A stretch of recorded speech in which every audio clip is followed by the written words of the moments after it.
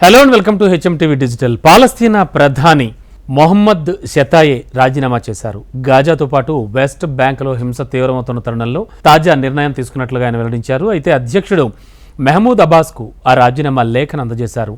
Gaza స్ట్రిప్పై దురాక్రమణకు సంబంధించి చోటు చేసుకుంటున్నటువంటి పరిణామాలన్నీ కూడా వెస్ట్ బ్యాంక్, జెరూసలంలో హింసాత్మక ఘటనలు తీవ్రమైనటువంటి ప్రస్తుత తరుణంలో నేను ఈ నిర్ణయం తీసుకున్నాను, రాజీనామాను అధ్యక్షుడికి అందజేశాను అని పాలస్తీనా ప్రధాని మొహమ్మద్ షతాయే పేర్కొన్నారు. హమాస్కు వ్యతిరేకంగా ఇజ్రాయెల్ చేస్తున్న పోరు ముగిసిన తర్వాత ఇక్కడ అంటే రాజకీయ ఏర్పాట్ల గురించి పాలస్తీనియన్లలో ఒక ఏకాభిప్రాయం ఏర్పడడానికి వీలుగా తాను రాజీనామా చేస్తున్నట్లు చెప్పారు. అయితే రాజీనామా ఆమోదంపై అధ్యక్షుడి నుంచి ఇంకా ప్రకటన అయితే వెలువడలేదు. కానీ ప్రస్తుతం ఉన్న తరుణంలో అంటే ఆల్రెడీ హమాస్ అండ్ ఇజ్రాయెల్కి సంబంధించి జరుగుతున్నటువంటి ఇష్యూలు మనకు తెలుసు. మరి పాలస్తీనా ఇన్వెస్ట్మెంట్ ఫండ్ చైర్మన్గా ఉన్నటువంటి మహమ్మద్ ముస్తఫాను నూతన ప్రధానిగా నియమించే అవకాశం ఉందని తెలుస్తోంది.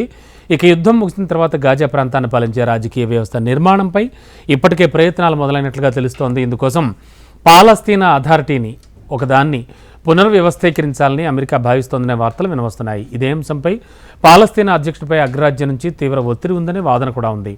పాలస్తీనా అథారిటీలో సంస్కరణలు చేపట్టాలి అంటే అనేక అడ్డంకులు ఉన్నట్లుగా సమాచారం. ఈ క్రమంలోనే ప్రధాని రాజీనామా చేస్తున్నట్లు ప్రకటించారు.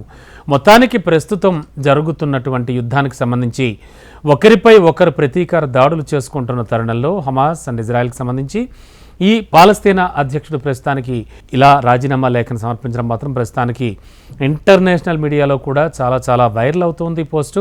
అంతేకాకుండా ట్రెండింగ్లో కూడా నిలుస్తోంది. మరి ఫ్యూచర్లో జరగబోయేది ఏమిటి అనేది కూడా ఆలోచిస్తున్నారు అంతా కూడా.